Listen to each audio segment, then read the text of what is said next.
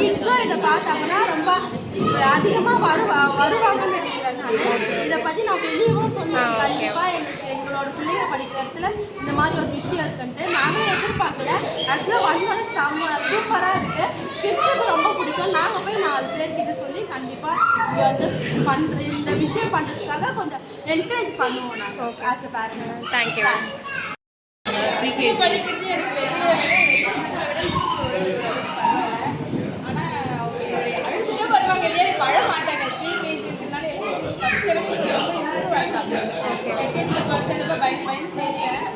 படிப்பாளோ எப்படி என்னை விட்டுட்டு ஈர்ப்பாளோ.